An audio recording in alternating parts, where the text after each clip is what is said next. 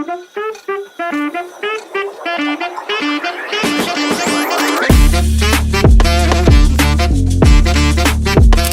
kunda dunyo bo'ylab energiyaga bo'lgan talab ortib bormoqda. Neft, gaz va ko'mir kabi an'anaviy yoqilg'i manbalarining zaxiralari tugab borayotgani va ekologiyaga katta zarar yetkazayotgani sababli muqobil energiya manbalariga ehtiyoj kuchaymoqda. Quyosh energiyasi eng toza, xavfsiz va cheksiz manba bo'lib, Yerga 1 soat ichida yetib keladigan quyosh nurlari butun bir dunyoning 1 yillik energiya ehtiyojini qondirishga yetarli.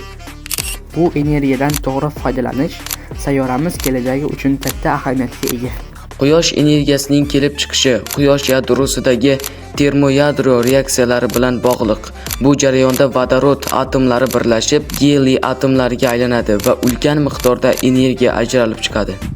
Quyosh energiyasining Yerga yetib kelish tezligi taxminan 8 daqiqa va 20 soniya. Quyoshning umumiy energiyasi Yer atmosferasi orqali o'tib, bizning foydalanishimiz uchun yetarlicha kuchga ega bo'ladi. Quyosh panellari bu energiyani elektrga aylantirishda muhim rol o'ynaydi. Ular kremniydan yasalgan bo'lib, fotoelektrik effekt orqali quyosh nurlarini elektr energiyasiga aylantiradi.